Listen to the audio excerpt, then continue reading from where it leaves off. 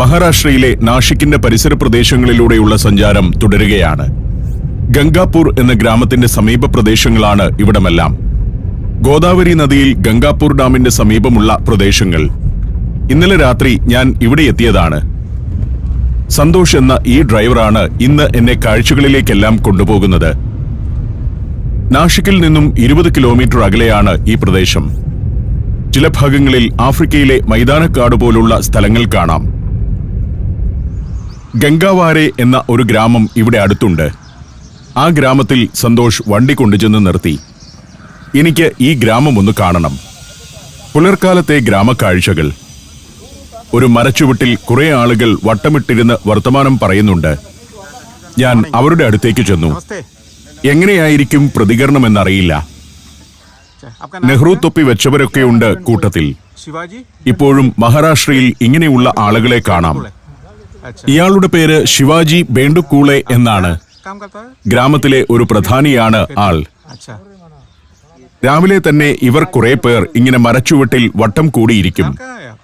പ്രത്യേകിച്ച് ജോലിയൊന്നുമില്ലെന്ന് തോന്നുന്നു. ഇവിടെ നിന്നങ്ങോട്ട് കുറെ ദൂരത്തോളം നീണ്ടുകിടക്കുകയാണ് ഗ്രാമം. 1500ഓളം ആളുകൾ വസിക്കുന്ന ഗ്രാമമാണിത്.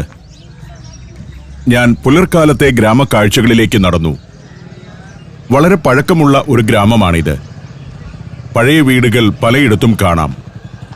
ചിലതിൻ്റെയൊക്കെ ഓരോ ഭാഗങ്ങളായി തകർന്നു തുടങ്ങിയിരിക്കുന്നു. എങ്കിലും ഇതിനകത്തൊക്കെ ആൾതാമസമുണ്ടെന്ന് മനസ്സിലായി. ഗ്രാമം സജീവമായി വരുന്ന നേരമാണ്. വഴിവക്കിൽ നിന്ന് ഒരാളെ പരിചയപ്പെട്ടു. പെരുമാൾ വിശ്വാസ് എന്നാണ് ഇദ്ദേഹത്തിന്റെ പേര്. ആൾ ഒരു ഡോക്ടറാണ്. ഇവിടുത്തുകാരനാണോ എന്ന് ഞാൻ ചോദിച്ചു.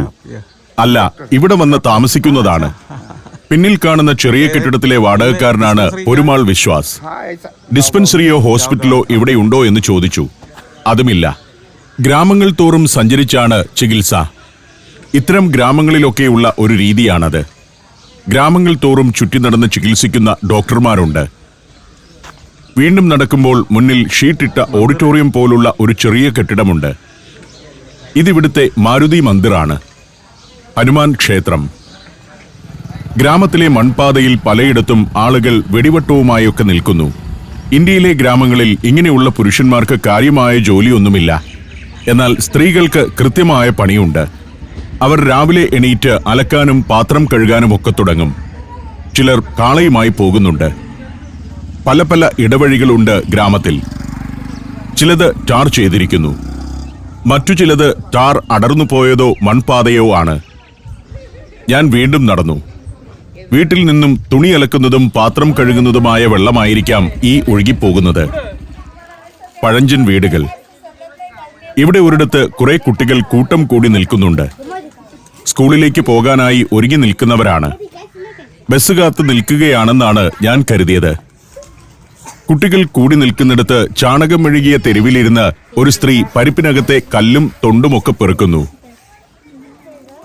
കുട്ടികളിൽ ചിലരുടെ കയ്യിൽ ഹാർഡ് ബോർഡ് കൊണ്ടുണ്ടാക്കിയ ചില സംഗതികളുണ്ട്. ഒരു വീടിന്റെ മാതൃകയാണ്.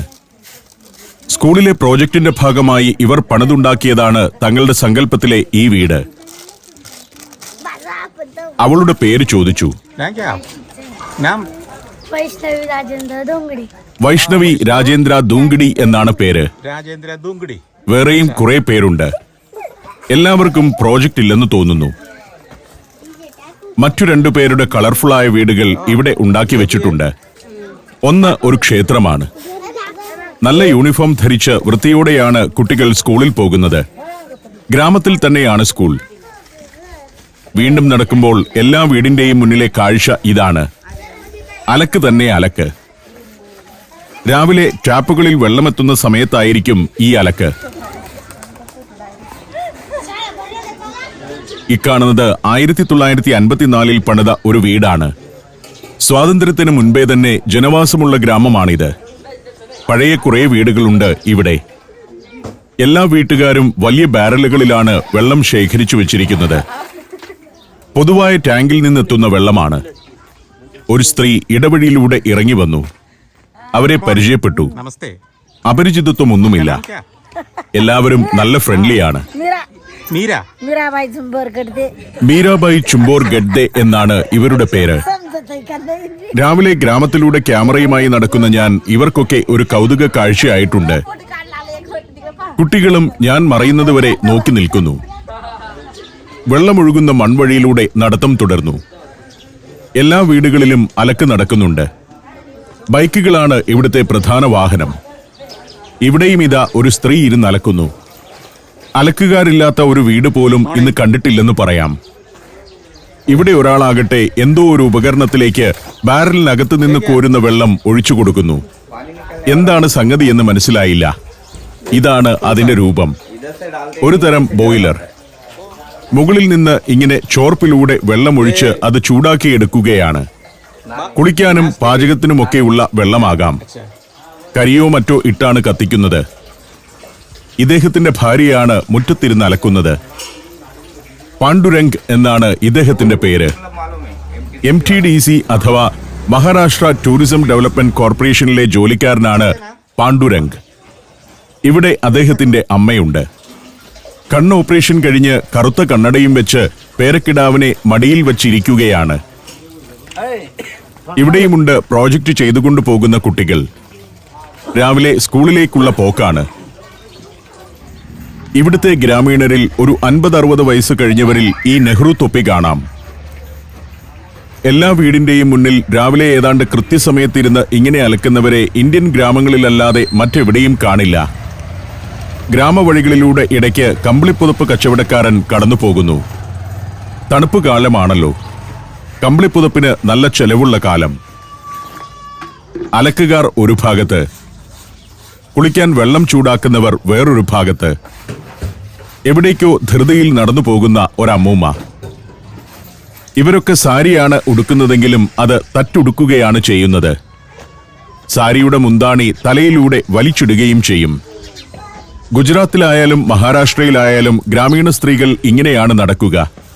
തലയിൽ നിന്ന് സാരിത്തുമ്പ് ഊർന്നു വീണിട്ടുണ്ടെങ്കിൽ അപരിചിതരോട് സംസാരിക്കുമ്പോൾ അത് വലിച്ച് നേരെയിടുന്നത് കാണാം. എതിരെ വരുന്ന സ്ത്രീയുടെ വേഷവും അതൊക്കെ തന്നെ. ഇതാണ് മഹാരാഷ്ട്രയിലെ ഗ്രാമീണ സ്ത്രീകളുടെ തനിരൂപം. തലയിൽ മൈലാഞ്ചി ചുവപ്പ്, കയ്യിൽ നിറയെ പ്ലാസ്റ്റിക് വള, കഴുത്തിൽ കരിമണിമാല. എന്തിനാണ് തന്റെ ഫോട്ടോ എടുക്കുന്നതെന്നൊക്കെ ഇടയ്ക്ക് ചോദിക്കുന്നുണ്ടെങ്കിലും സൗഹൃദ ഭാവത്തിൽ തന്നെയാണ്. ഇന്ത്യയുടെ ഉൾഗ്രാമം എങ്ങനെയാണെന്നതിന്റെ ഒരു നിരീക്ഷണമാണ് നടത്തുന്നത്. ഇന്ത്യയിൽ എവിടെ ചെന്നാലും പരമാവധി ഗ്രാമങ്ങളിലേക്ക് പോകാൻ ഞാൻ ശ്രമിക്കാറുണ്ട്. ഇന്ത്യ സ്വതന്ത്രമായി 75 വർഷത്തിനു ശേഷവും ഗ്രാമങ്ങൾ എങ്ങനെ നിൽക്കുന്നു എന്നറിയാനുള്ള ജിജ്ഞാസയുമായാണ് നടക്കുക. ചില വീടുകൾ ആസ്പെറ്റോസ് മേഞ്ഞതും ടൈലിട്ടതുമാണ്. അതാണ് വലിയ പുരോഗതി. ഒരിടത്തേക്കെത്തുമ്പോൾ പ്രാവിന് തീറ്റ കൊടുക്കുകയാണ് 1-2 പേർ. വീട്ടുകാർ വളർത്തുന്ന പ്രാവാണ്. ചുറ്റും ഇങ്ങനെ കുറെ പേർ കൂടി നിൽപ്പുണ്ട്. പ്രാവുകൾ തീറ്റയെടുക്കുന്നതും നോക്കി നിൽക്കുകയാണ്. നമ്മുടെ രാജ്യത്തെ ഗ്രാമങ്ങളുടെ രീതികളെക്കുറിച്ചാണ് ഇങ്ങനെ നടക്കുമ്പോൾ ഞാൻ ചിന്തിക്കുന്നത്. വൃത്തിയില്ലാത്ത പാതകൾ, പൊളിഞ്ഞു തുടങ്ങിയ വീടുകൾ. ജീവിതം ഇങ്ങനെയൊക്കെയാണ്. ഗുജറാത്തിലും ഉത്തർപ്രദേശിലും രാജസ്ഥാനിലും ബീഹാറിലുമെല്ലാം ഗ്രാമീണരുടെ ജീവിത നിലവാരത്തിൽ വലിയ മാറ്റമൊന്നും കാണാനാവില്ല. കുട്ടികൾ തങ്ങളുടെ പ്രോജക്റ്റ് വർക്കുകളും മറ്റുമായി സ്കൂളിലേക്ക് വരുന്നു. 100ഓളം കുട്ടികളുണ്ട്. അപ്പർ പ്രൈമറി സ്കൂളാണ് ഇവിടെയുള്ളത്. വണ്ടിച്ചക്രം ഉരുട്ടിക്കൊണ്ടാണ് ഒരുവളുടെ വരവ്. പെൺപിള്ളാരും ഇവിടെ ഇങ്ങനെയാണ്. സ്കൂൾ മുറ്റത്ത് ഒരു കാർ കിടപ്പുണ്ട്. ഹെഡ്മാസ്റ്ററുടേതോ മറ്റോ ആകാം. അത് ഗ്രാമത്തിൽ ഒരു അപൂർവ കാഴ്ചയാണ്. ജില്ലാ പരിഷത്ത് അപ്പർ പ്രൈമറി സ്കൂൾ എന്നാണ് സ്കൂളിന്റെ പേര്. ZP സ്കൂൾ എന്നാണ് ഇവൻ പറയുന്നത്. गंगावारे. अच्छा, आपका नाम? योगेश. സ്കൂളിന്റെ അരികിൽ നിന്നും ഞാൻ മുന്നോട്ട് നടന്നു. അപ്പോഴും കുട്ടികൾ സ്കൂളിലേക്ക് പോയിക്കൊണ്ടിരിക്കുന്നുണ്ട്. എല്ലാവരും കൃത്യമായി യൂണിഫോം ഒക്കെ ധരിച്ചിരിക്കുന്നു. അച്ചടക്കത്തോടെ തന്നെയാണ് സ്കൂളിന്റെ ഒക്കെ പ്രവർത്തനം. ഒരിടത്ത് കാർ പൊതിഞ്ഞു കെട്ടിവെച്ചിരിക്കുകയാണ്. ഒരു അപൂർവ വസ്തു പോലെ. ഒരു വീട്ടിൽ അതിഥിയാണോ അച്ഛനാണോ എന്നറിയില്ല. ഒരാളുടെ ചുറ്റും കുട്ടികൾ കളിക്കുന്നു. ഈ ഗ്രാമത്തിൽ എത്ര ആളുകൾ വസിക്കുന്നുണ്ടെന്ന് ഞാൻ ഈ സ്ത്രീയോട് ചോദിച്ചു. അവർക്ക് അത് സംബന്ധിച്ച കണക്കൊന്നും വലിയ നിശ്ചയമില്ല. 500-1000 ഉണ്ടാകുമെന്നാണ് ഇവർ പറയുന്നത്. പഞ്ചായത്ത് ഓഫീസും പ്രാഥമിക ആരോഗ്യ കേന്ദ്രവുമൊക്കെയായി ചെറിയ ചെറിയ സ്ഥാപനങ്ങളുമുണ്ട് ഗ്രാമത്തിൽ. കല്ലും മൺകട്ടയും കൊണ്ട് പണിത പഴയ കെട്ടിടങ്ങൾ. ഗ്രാമത്തിന്റെ പഴയ ഭാഗങ്ങൾ ഇതൊക്കെയാണ്. ഒരുപക്ഷെ സ്വാതന്ത്ര്യത്തിനു മുൻപുണ്ടായിരുന്ന 2 നിലയുള്ള പ്രമാണി വീടുകൾ. പാതയോരത്ത് വലിയ ആൽമരം. ഗ്രാമത്തിലെ ഒരു ചെറിയ അങ്ങാടിയായിരുന്നിരിക്കാം ഇത്. ഹനുമാൻ കോവിലിനടുത്ത് ചെറിയൊരു കടയുണ്ട്. സ്കൂൾ കുട്ടികൾ അതിനു മുന്നിൽ കൂടി നിൽക്കുന്നു. ബലൂണും മിഠായിയും പെൻസിലുമൊക്കെ വിൽക്കുന്ന കടയാണ്. നെഹ്റു തൊപ്പി വെച്ച ഒരാളും അവിടേക്ക് ചെല്ലുന്നുണ്ട്. വസ്ത്രം മുഷിഞ്ഞതാണെങ്കിലും തൊപ്പി തലയിൽ നിന്നെടുക്കില്ല. ഒരു കുടുംബം തന്നെ ബൈക്കിൽ കടന്നു പോകുന്നു. Azerbaijan, Indonesia, Tajikistan, Peru. സഞ്ചാരം വോളിയം നമ്പർ 14. ഫുൾ HD-യിലുള്ള ഈ അപൂർവ ദൃശ്യയാത്രാ വിവരണ ശേഖരം സ്വന്തമാക്കാൻ 99544422 എന്ന നമ്പറിലേക്ക് സഞ്ചാരം എന്ന് SMS ചെയ്യൂ. ഇത് ഗ്രാമത്തിലെ മറ്റൊരു ഉൾത്തെരിവാണ്. അതിലൂടെ നടന്നു. ഉത്തരേന്ത്യയിൽ ഞാൻ കണ്ടിട്ടുള്ള മിക്കവാറും എല്ലാ ഗ്രാമങ്ങളും ഈ രൂപത്തിലുള്ളതാണ്. മൺവഴികളും പൊടി നിറഞ്ഞ പരിസരങ്ങളും ഒട്ടും സൗന്ദര്യമില്ലാത്ത ദരിദ്രാവസ്ഥയിലുള്ള വീടുകളും. ഇവിടെ ഒരാളുടെ ജോലി കാണുക. വിരിഞ്ഞിറങ്ങിയ കോഴിക്കുഞ്ഞുങ്ങളെ പരിപാലിക്കുകയാണ്. 4 കോഴിക്കുഞ്ഞുങ്ങളുണ്ട് അവന്. അതിൽ വഴിതെറ്റിപ്പോയ ഒന്നിനെ തെളിച്ചുകൊണ്ടുവരുന്നു. മറ്റു കുട്ടികളെല്ലാം സ്കൂളിൽ പോകുമ്പോഴും ഇവൻ കോഴിക്കുഞ്ഞുങ്ങളെ പരിപാലിച്ചങ്ങനെ നടക്കുകയാണ്. എന്താണ് ഇന്ന് സ്കൂളിൽ പോകാത്തതെന്ന് ഞാൻ ചോദിച്ചു. स्कूल नहीं जा കോഴിക്കുഞ്ഞുങ്ങൾ വിരിഞ്ഞിറങ്ങിയതുകൊണ്ട് ഇന്നിനി സ്കൂളിൽ പോകില്ല. അവയെ പരിപാലിക്കലാണ് ഇന്നത്തെ പണി. ബാല്യത്തിന്റെ കൗതുകങ്ങൾ ഇങ്ങനെയൊക്കെയാണല്ലോ. വീട്ടിൽ കോഴിക്കുഞ്ഞുങ്ങൾ പിറന്നതോടെ സ്കൂളിൽ പോക്ക് തന്നെ ഉപേക്ഷിച്ചിരിക്കുന്നു. അവന്റെ മുത്തശ്ശിയാണ് ഇത്. കോഴിക്കുഞ്ഞ് വിരിഞ്ഞതുകൊണ്ട് അവൻ സ്കൂളിൽ പോകുന്നില്ലെന്ന് മുത്തശ്ശിയും പറയുന്നുണ്ട്. ലില്ല എന്നാണ് ഈ സ്ത്രീയുടെ പേര്. ഒരു വീടിനോട് ചേർന്ന ഷെഡിലാണ് അവരുടെ താമസം. ഞാനിനി തിരികെ നടക്കാൻ തീരുമാനിച്ചു. കാറുമായി സന്തോഷ് കാത്തിരിക്കുന്നിടത്തേക്ക്. ഗംഗാവാരെ ഗ്രാമം കണ്ടുകഴിഞ്ഞു. ഈ ഗ്രാമത്തിലുള്ള ചിലരെ രാവിലെ ഗംഗാപൂർ ഡാമിന്റെ റിസർവോയർ പരിസരത്ത് കണ്ടിരുന്നു. അവർ അവിടെ കൃഷിയും പശുവളർത്തലുമൊക്കെയായി കഴിയുകയാണ്. താമസമാകട്ടെ ഈ ഗ്രാമത്തിലും. ഇത്തരം ഗ്രാമത്തിലുള്ളവർക്ക് ഗ്രാമത്തിന് പുറത്ത് കൃഷിയിടമോ കച്ചവടമോ പശുവളർത്തലോ ഒക്കെ ഉണ്ടാകും. പുലർക്കാലത്ത് ഇന്ത്യയിലെ ഒരു ഗ്രാമം ഇങ്ങനെയൊക്കെ തന്നെയാണ്. പ്രത്യേകിച്ച് മഹാരാഷ്ട്രയിൽ. പാവങ്ങളാണ് ഗ്രാമീണർ. ആഴത്തിലുള്ള മതവിശ്വാസമുള്ളവർ. അത് ചിലപ്പോൾ അന്ധവിശ്വാസങ്ങൾ വരെയായി മാറാറുമുണ്ട്. ആചാരങ്ങളും അനാചാരങ്ങളും ജാതീയമായ വേർതിരിവുകളുമെല്ലാം ഇത്തരം ഗ്രാമങ്ങളിൽ ഇപ്പോഴും നിലനിൽക്കുന്നു. ഗംഗാവാരെ ഗ്രാമത്തിൽ ഇങ്ങനെയുള്ള കുറെ കെട്ടിടങ്ങളുണ്ട്. ഉപേക്ഷിക്കപ്പെട്ടെന്നോണം അവ നിലകൊള്ളുന്നു. ഞാൻ തിരികെ കാറിനടുത്തേക്ക് എത്തുമ്പോഴേക്കും കടത്തിണ്ണയിൽ കാത്തിരിക്കുകയായിരുന്ന സന്തോഷ് ഇറങ്ങി വന്നു. കാറിൽ കയറി യാത്ര തുടരുമ്പോൾ അംബേദ്കറുടെ പേരിലുള്ള ഒരു ചെറു സ്ഥാപനം കാണാം. ഇനി ഞങ്ങൾ ഇവിടെ അടുത്തുള്ള ഒരു വൈനറി കാണാൻ പോവുകയാണ്. ഈ പ്രദേശത്ത് കുറെ വൈനറികളുണ്ട്. ഇവിടെ നിന്നും ഏതാണ്ട് 20 കിലോമീറ്റർ അകലെ നാഷിക്കിന്റെ പരിസര പ്രദേശങ്ങളിൽ ധാരാളം മുന്തിരിത്തോപ്പുകളുമുണ്ട്. ഇന്ത്യയിൽ ഏറ്റവും അധികം മുന്തിരി വിളയുന്ന പ്രദേശങ്ങളാണിത്. വൈനറി വ്യവസായത്തിൽ മാത്രമല്ല, ടൂറിസം രംഗത്തും ഇപ്പോൾ അവയെല്ലാം സജീവമാണ്. വൈൻ ടൂർ നടത്തുന്ന പല പല സ്ഥാപനങ്ങൾ. അത്തരമൊന്നിലേക്ക് പോവുകയാണ് ഞാൻ. സോമ എന്ന വൈൻ വില്ലേജ് ആണ് അത്. ഇടതുവശത്ത് കാണുന്നത് മുന്തിരിത്തോട്ടങ്ങളാണ്. നല്ല തണുത്ത കാലാവസ്ഥ, ജലലഭ്യത എന്നിവയൊക്കെ ഇവിടം മുന്തിരിക്കൃഷിക്ക് ഏറെ അനുയോജ്യമാക്കുന്നു. മഹാരാഷ്ട്രയിലെ തന്നെ പ്രമുഖമായൊരു വൈൻ യാർഡ് റിസോർട്ടാണ് സോമ വൈൻ വില്ലേജ്. രാവിലെ 11 മുതൽ വൈകിട്ട് 6 വരെ ടൂറിസ്റ്റുകൾക്ക് ആ വില്ലേജ് സന്ദർശിക്കാം. സോമ വില്ലേജിലേക്കെത്തി. ഇവിടെ ടൂറിസ്റ്റുകൾക്ക് വന്ന് താമസിക്കുകയുമാകാം. അതിനുള്ള കോട്ടേജുകളുമുണ്ട്.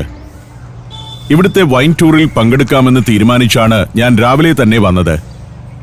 കാറിൽ നിന്നിറങ്ങി വൈൻ ടൂർ നടക്കുന്ന സ്ഥലത്തേക്ക് നീങ്ങി. മുന്നിൽ അക്കാണുന്ന കെട്ടിടത്തിലാണത്. അവിടെ വൈൻ കാസ്കിന്റെയും മറ്റും രൂപത്തിലുള്ള വലിയ നിർമ്മിതികൾ.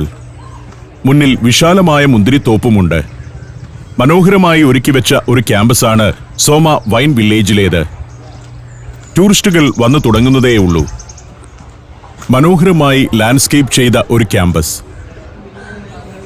ഞാൻ കെട്ടിടത്തിനകത്തേക്ക് കയറി ചെന്നു. വളരെ കലാപരമായി തന്നെ ഇവിടം ഒരുക്കി വെച്ചിട്ടുണ്ട്. ഗംഗാവാരെ ഗ്രാമത്തിൽ തന്നെയാണ് ഈ വൈനറി. അധികം ആളുകളെ കാണാത്തതിനാൽ ഇന്ന് വൈൻ ടൂർ ഇല്ലേ എന്ന് ഞാൻ സംശയിച്ചു. Tasting room and take away എന്ന ബോർഡ് വെച്ച വലിയൊരു ഹാളുണ്ട്. ഇവിടെ നിന്ന് വൈൻ വാങ്ങിക്കൊണ്ടു പോകാം. സോമ കമ്പനിയുടെ പ്രധാന വൈനുകൾ ഡിസ്പ്ലേ ചെയ്തിട്ടുണ്ട്. So over here in total we have 24 brands. എന്നെ And കണ്ട് we ഇവിടുത്തെ have ഒരു മാനേജർ എത്തി. wines, we have fruit wines, we have various selected varieties of 24 ഇനം വൈൻ ഉണ്ടാക്കുന്നുണ്ട് ഇവിടെ. As per your palate, like if you want sweet we have Let Harvest. മുന്തിരി wine മാത്രമല്ല, മറ്റു പഴങ്ങളിൽ നിന്നുള്ള വൈനും സോമ ഉൽപ്പാദിപ്പിക്കുന്നു. Pomegranate wines, which അതിൽ is in പ്രമുഖമായ the ഒന്നാണ് pomegranate പോം wine. Granite wine. So that's something unique. ഇന്ത്യയിൽ തന്നെ And also ആദ്യമായി alcohol, പോം ഗ്രാനൈറ്റിൽ that's നിന്നും absolutely വ്യാവസായിക we have അടിസ്ഥാനത്തിൽ actually വൈൻ fermented ഉണ്ടാക്കിയത് pomegranate ഇവരാണ്. juice to produce alcohol. 13% alcoholic കണ്ടന്റുള്ള വൈനാണത്. 13% is present over there. പലതരം വൈനുകൾ. സോമയുടെ എല്ലാ ഇനം വൈനുകളും ഇവിടെ പ്രദർശിപ്പിച്ചിട്ടുണ്ട്.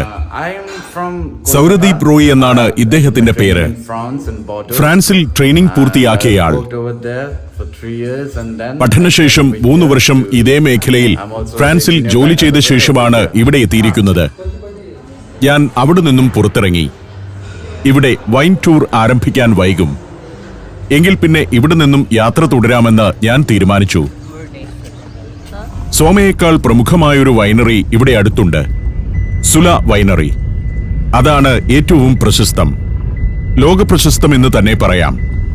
അവിടെ വൈൻ ടൂർ ഉണ്ടെന്ന് ഞാൻ നേരത്തെ തന്നെ മനസ്സിലാക്കിയിട്ടുണ്ട്. അതിനാൽ അവിടേക്ക് പോവുകയാണ്. ഇതിലെ ഇങ്ങനെ പോകുമ്പോൾ ഞാൻ മറ്റൊരു കാര്യം ചിന്തിക്കുന്നുണ്ട്. വൈൻ ഉൽപാദനം ഇന്ന് കേരളത്തിലും സാധ്യമാണ്. നമ്മുടെ അബ്കാരി നിയമം 2022 പരിഷ്കരിച്ചിട്ടുണ്ട്. പഴങ്ങളിൽ നിന്നും വൈൻ ഉണ്ടാക്കുന്നത് ചെറുകിട വ്യവസായമായി ആർക്കും തുടങ്ങാം. പക്ഷേ ആ സാധ്യത ആരും ഉപയോഗപ്പെടുത്തുന്നതായി കാണുന്നില്ല. കർഷക സംഘങ്ങൾക്കും സഹകരണ യൂണിറ്റുകൾക്കുമൊക്കെ ശരിക്കും അതിനെക്കുറിച്ച് ചിന്തിക്കാവുന്നതാണ്. കമ്പനികൾ രൂപീകരിച്ച് പഴങ്ങളിൽ നിന്ന് വൈൻ ഉൽപ്പാദിപ്പിക്കാം. സുലയുടെ വൈൻയാർഡിനകത്തേക്കു കയറി. സുലയ്ക്കും ഇവിടെ വിശാലമായ മുന്തിരിത്തോപ്പുണ്ട്. പക്ഷേ ഇതല്ല പ്രധാന തോട്ടം. ആയിരക്കണക്കിന് ഏക്കറിൽ മുന്തിരി കൃഷി ചെയ്യുന്ന പ്രദേശങ്ങൾ സുലയ്ക്കുണ്ട്. അത് ഇവിടെ നിന്നും ഏതാണ്ട് 40 കിലോമീറ്റർ അകലെയാണ്. അതിന്റെ ചെറിയൊരു യൂണിറ്റ് എന്നേ ഇവിടെയുള്ളതിനെ വിശേഷിപ്പിക്കാനാവൂ. അവരുടെ പാർക്കിങ്ങിൽ വണ്ടി കൊണ്ടുചെന്ന് നിർത്തി. വൈൻ ടൂറിനു വേണ്ടി ടിക്കറ്റ് എടുക്കണം. സാധാരണ ദിവസങ്ങളിൽ 600 രൂപയാണ് ഒരാൾക്കുള്ള ടിക്കറ്റ് നിരക്ക്. വീക്കെൻഡിൽ നിരക്ക് 1000 രൂപയായി വർദ്ധിക്കും. സുല വൈൻയാർഡ്സ് എന്ന ബോർഡ് വെച്ച ഗേറ്റിലൂടെ അകത്തേക്ക് കടന്നു. 1990കളിൽ രാജീവ് സാമന്ത് എന്നയാൾ സ്ഥാപിച്ച കമ്പനിയാണ് സുല. സാമന്തിന്റെ അമ്മ സുലഭയുടെ പേരിൽ നിന്നുമാണ് സുല എന്ന കമ്പനി നാമവും വൈൻ ബ്രാൻഡ് നാമവും വന്നത്. ടൂറിസ്റ്റുകൾക്ക് രസിക്കുന്ന രീതിയിൽ ഇവിടമെല്ലാം രൂപപ്പെടുത്തിയിരിക്കുന്നു. ഗിഫ്റ്റ് ഷോപ്പും റെസ്റ്റോറന്റും ആംഫി തിയേറ്ററും എല്ലാം ഉണ്ട് ഇവിടെ. എല്ലാം ടൂറിസ്റ്റുകൾക്ക് വേണ്ടിയുള്ളത് തന്നെയാണെന്ന് കാണുമ്പോഴേ അറിയാം. യൂറോപ്പിൽ കാണുന്ന മട്ടിൽ ഇവിടെയും സംവിധാനങ്ങൾ വന്നിരിക്കുന്നു. എനിക്ക് ശരിക്കും കൗതുകമുള്ള ഒരു കാഴ്ചയായി ഇത്. വൈൻ ടേസ്റ്റിംഗ് ടൂർ നടക്കുന്ന സ്ഥലത്തെ കെട്ടിടത്തിനകത്തേക്ക് കയറി ചെന്നു. റിസപ്ഷനിൽ ഒരു യുവതി ഉണ്ടായിരുന്നു. കൃത്യം 11:30 ടൂർ തുടങ്ങുമെന്ന് അവർ പറഞ്ഞു. ഇനി 10 മിനിറ്റ് കൂടിയുണ്ട്. അല്പം കാത്തു നിൽക്കാം. ഇവിടെ ഒരു ഗിഫ്റ്റ് ഷോപ്പുണ്ട്. അതിനകത്തേക്ക് കയറി ചെന്നു. ഗിഫ്റ്റ് ഷോപ്പിൽ വൈൻ കുടിക്കാനുള്ള ഗ്ലാസ്, സെർവ് ചെയ്യാനുള്ള സംവിധാനങ്ങൾ, ഗ്ലോബ്ലെറ്റുകൾ, സമ്മാനമായി നൽകാനുള്ള പല പല സാധനങ്ങൾ, ബാഗ്, ജാക്കറ്റ്, വൈൻ ബോട്ടിലിന്റെ ഓപ്പണറുകൾ എന്നിങ്ങനെ കുറേ സാധനങ്ങളുമുണ്ട്. എല്ലാം സുലയുടെ ബ്രാൻഡ് നെയിമിലുള്ളവയാണ്. രസകരമായി തന്നെ ഒരുക്കി വെച്ചിട്ടുണ്ട് ഗിഫ്റ്റ് ഷോപ്പ്.